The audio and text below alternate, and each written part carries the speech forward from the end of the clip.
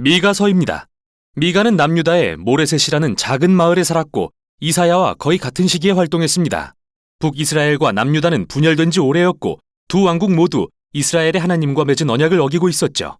그래서 미가는 하나님께서 악하고 강한 아수르 제국을 일으켜 북이스라엘을 탈취하고 예루살렘을 황폐하게 하실 것이며 또 그 후에는 바벨론이 그보다 더 큰 파괴를 가져올 거라고 경고하죠. 다른 모든 선지자들처럼 미가도 하나님을 대신해 이스라엘을 질책합니다. 3장에서 그는 나는 하나님의 영으로 말미암아 능력과 정의와 용기로 충만해져서 이스라엘의 죄를 그들에게 보이리라 말하죠. 그래서 이 책은 대부분 미가가 이스라엘을 질책하고 하나님의 심판에 대해 경고하는 내용입니다. 하지만 미가는 이 경고들과 상반되는 희망의 소식도 선포하는데요. 심판 넘어 하나님이 이루실 회복에 대한 말씀이죠. 그럼 이제부터 어떻게 전개되는지 자세히 살펴보겠습니다. 처음 두 부분은 이스라엘과 이스라엘의 지도자들에 대한 미가의 질책과 경고인데요. 첫 번째 부분은 이스라엘에 자신을 나타내시는 하나님을 시적으로 묘사하며 시작됩니다. 마치 신의 산에서 그러셨듯 불과 연기와 지진으로 말이죠. 그러나 하나님은 이번에는 언약을 맺으러 오신 게 아닙니다. 500년 넘게 계속된 이스라엘의 반역을 심판하러 오신 것입니다. 미가는 이 모든 반역의 장본인인 이스라엘의 마을과 도시의 이름을 낱낱이 열거하면서 하나님이 그들 때문에 오신다고 말합니다. 그런데 왜일까요? 미가는 이스라엘 지도자들의 심기를 건드리는데요. 그들이 절도와 탐욕으로 부유해졌다고 질책하면서 열왕기상 21장에 나오는 나봇의 포도원을 훔친 아합의 이야기를 넌지시 언급합니다. 뿐만 아니라 그는 부패한 이스라엘 선지자들도 지적하는데요.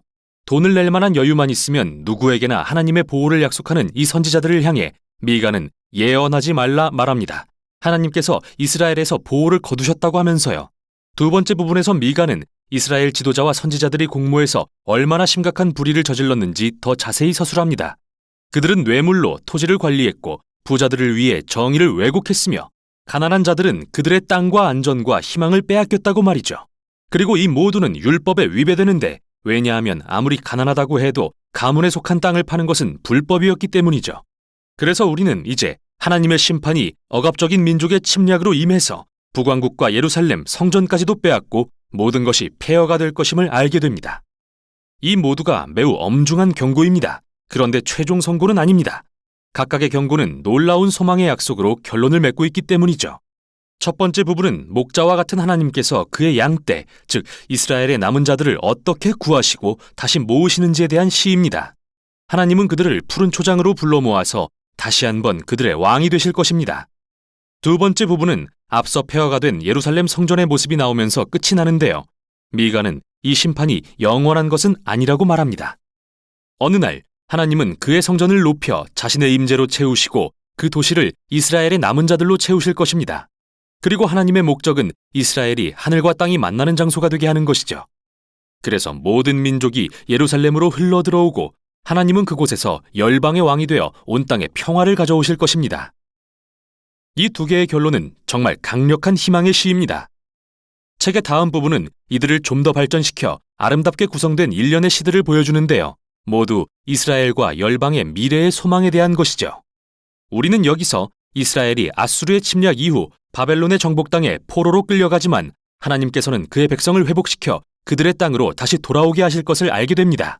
그리고 나서 새 예루살렘의 다윗의 혈통으로부터 새 메시아 왕이 오실 거라는 것과 그가 베들레헴에서 나서 예루살렘에서 회복된 하나님의 백성을 통치하실 거라는 것도 말이죠. 끝으로 메시아가 왕 되신 이 하나님 나라에서 하나님의 신실한 남은 백성들은 열방 가운데 복이 될 것입니다. 그러나 동시에 하나님은 최후의 심판으로 그분의 세상에서 악을 제하실 것입니다. 이 책의 마지막 부분은 경고 다음에 희망의 내용이 선포되는 양식으로 돌아갑니다. 앞부분에서 본 것처럼요. 미가는 다시 이스라엘 지도자들의 불의한 경제적 관행을 들추고 그로 인해 그 땅과 백성이 멸망한다고 경고하는데요. 여기서 미가는 이스라엘이 하나님을 따른다는 게 뭘 의미하는지 요약하는 유명한 말을 남깁니다. 사람아, 주께서 선한 것이 무엇임을 내게 보이셨나니 여호와께서 구하시는 것은 오직 정의를 행하며 인자를 사랑하며 겸손하게 내 하나님과 동행하는 것이 아니냐. 이것은 정확히 이스라엘이 하지 않고 있던 것이며 그래서 멸망에 이르게 되는 것이죠. 하지만 이 책은 또 다른 강렬한 희망의 메시지로 끝이 납니다. 이스라엘이 한 개인으로 의인화됩니다. 그는 수치와 패배감에 홀로 앉아있죠. 분명 이스라엘의 파멸과 유배에 관한 모습인데요. 이 사람은 하나님의 자비를 구하며 들으시고 용서해 주시라고 애원합니다. 그런데 왜 하나님이 이 믿음 없고 반역하는 백성을 들으시고 용서하셔야 되는 거죠? 시인은 두 가지 이유를 드는데요. 첫째는 하나님의 성품 때문이라고 말합니다. 주와 같은 하나님이 어디 있으리요? 주는 죄악과 반역을 용서하시나이다. 그는 하나님의 자비가 그분의 분노와 심판보다 더 강하다는 걸 아는 것이죠. 두 번째 이유는 하나님의 약속들 때문입니다. 그가 말하길 주께서 옛적에 맹세하신 대로 야곱에게 성실을 베푸시며 아브라함에게 인애를 더하시리이다. 이는 이 책의 맨 마지막 구절로서 아브라함과 그의 자손에게 하나님이 주신 언약을 암시합니다. 창세기에 기록된 모든 열방이 아브라함의 자손을 통해 하나님의 복을 받을 거라는 언약 말이죠. 그러나 열방의 복이 되기 위해서 이스라엘은 먼저 하나님께 신실해야만 하는데요. 그래서 이 책이 심판과 소망 사이를 오가며 이에 대해 설명하고 있는 거죠. 하나님이 이스라엘을 통해 열방의 복을 베푸시려면 반드시 그 백성들의 악을 심판하셔야만 합니다. 하지만 그분의 심판은 결국 소망에 이르게 되는데 하나님의 언약적 사랑과 약속이 인간의 죄악보다 강하기 때문이죠. 그리고 하나님의 궁극적인 목적은 멸망이 아니라 살리시고 구원하시는 것입니다. 이 책의 결론을 빌리자면 하나님은 언약적 사랑을 기뻐하셔서 우리를 다시 불쌍히 여기시고 우리의 죄악을 발로 밟으시고 우리의 모든 죄를 깊은 바다에 던지실 것입니다. 이것이 바로 미가서입니다.